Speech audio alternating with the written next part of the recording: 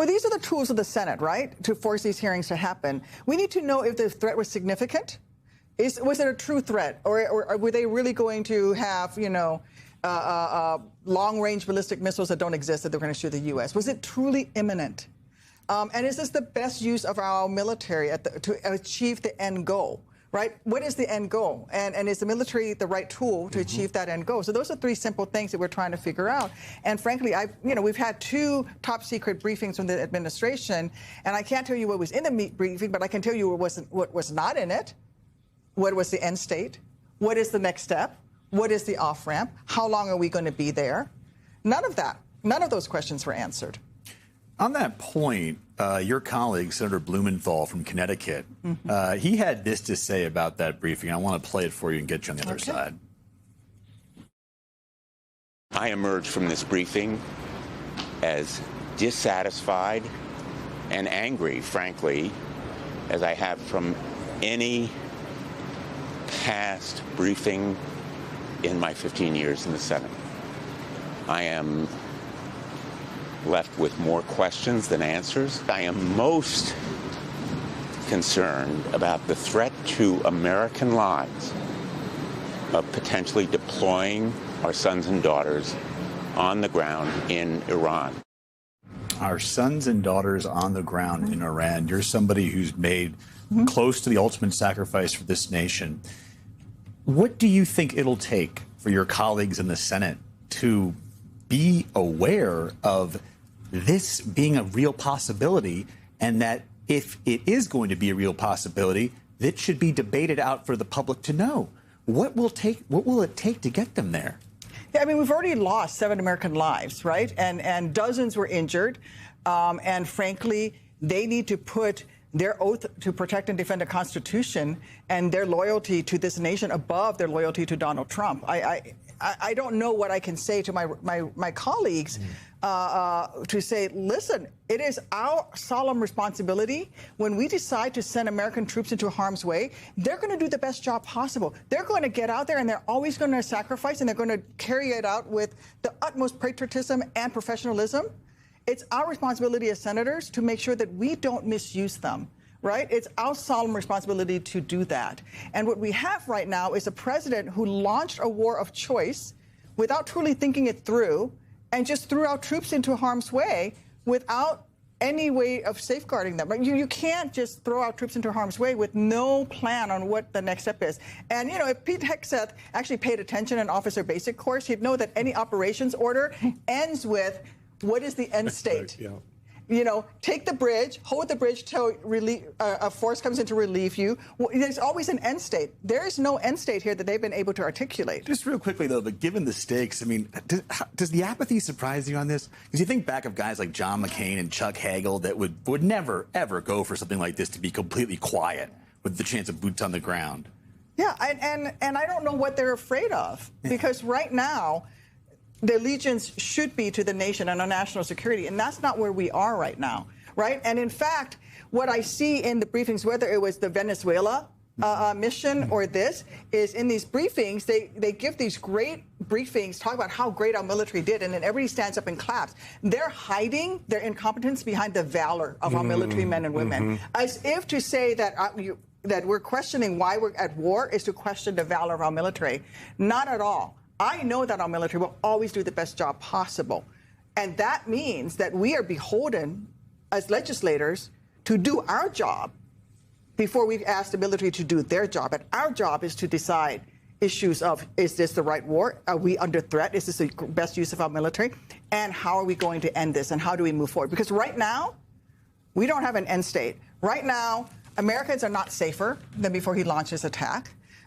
Gas prices are going up. They went up over 30 cents in Chicago. We're going into planting season, right? I come from a farming state, and so you see all of our inputs are skyrocketing. Diesel fuel is going up, and America's prices are going up for the average American family. Nobody's better off here. And he took out a brutal dictator in the Ayatollah and replaced him with an equally brutal dictator who may be even more dangerous than his father was. One of the tells about the lack of clarity around end state is the fact that their timeline on this keeps evolving and shifting. Let's take a listen to what we heard from Pete Hegseth and from the president. I think you'll see it's going to be a short-term excursion. From the beginning, from this podium, we haven't stated how long it will take. We're ahead of our initial timeline by a lot. It's going to be ended soon. It's not for me to posit whether it's the beginning, the middle, or the end. Are you thinking this week it will be over? No, Are you talking but soon. about days? I think soon. Okay, and with respect Very soon. Okay, that's just sound from yesterday and today. They can't get their own messaging straight. If you are someone who is possibly being deployed and you are listening to the President of the United States and Secretary Hegseth not be able to tell you how long they plan for this to go on, what message does that send to you? That my leaders are incompetent and that they've not thought this mission through and that they're throwing me to be cannon fodder. Okay, so they don't have a clear timeline, but I want to talk a little bit about your timeline here. As you said, you were utilizing all the tools of the Senate, the possibility of reintroducing a war powers resolution. Can you give us a sense of how soon we could see that vote? Well, it's got to go through all of the times that you have to wait, but it could be as soon as hopefully the end of this week or even the next week, and each one of us will introduce our own. So once we force one vote, we'll go back and we'll force another vote the following week and another vote. And so this could take a long time to make them go through this whole process, and that is going to stop the work of the Senate.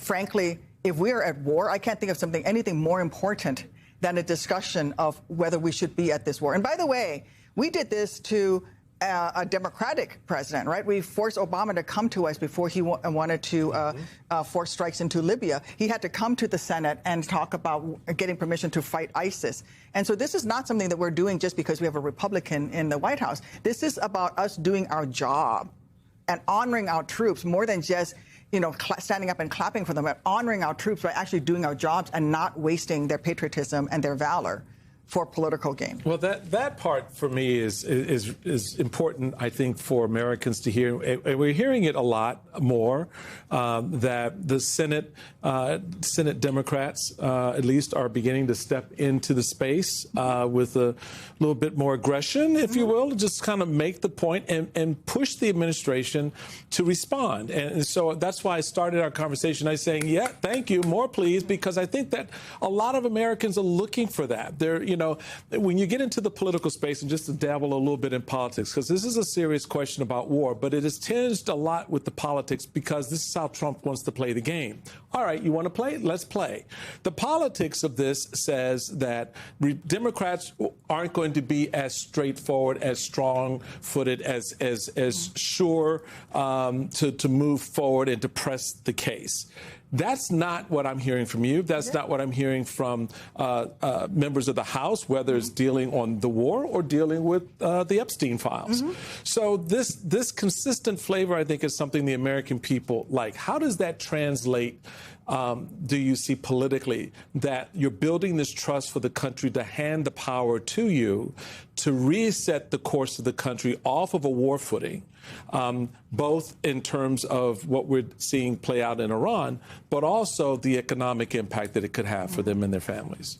Well, I think Americans want to know that we're fighting for them, that we're representing them, and that we put their interests first and foremost, not the interests of large oil corporations or a singular president, that we're fighting for them. When I'm in Illinois, whether I'm in the red parts of Illinois, by the way, I've been doing town halls. I've been going across into Missouri. Like when Holly doesn't do a town hall, I go to Missouri and I do a town hall. I've been going to Iowa and doing town halls. And people just want answers. You know who shows up? Of course. The vast majority of people who show up are not even Democrats. They're independents, or I get a lot of veterans who show up who say, hey, my benefits are being cut, and now we're going to go to war, and we're not even keeping our promise to the veterans who've already served, and now we're sending more folks to war. So they just want to know that we're going to fight, right? And look, it's March Madness, right? I played a little basketball. I mean, back when I had legs. But, I feel like Democrats continue to try to follow the rule book.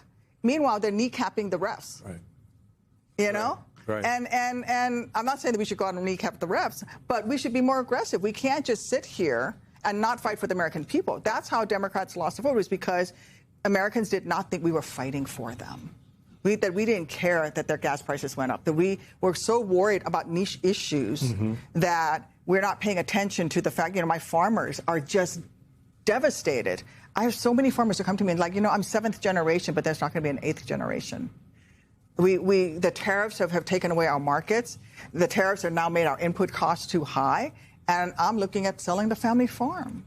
They want us to fight for them, and we're going to fight for them. And when we get back into control, we're going to make sure that we've not just fixed the problems, but we make things better than they were before, and that we show folks that we're willing to fight for average families and that we're not going to waste our nation's resources, whether that is our natural resources or whether that is the most important resource, the most valuable resource we have, the men and women who wear the colors of this nation.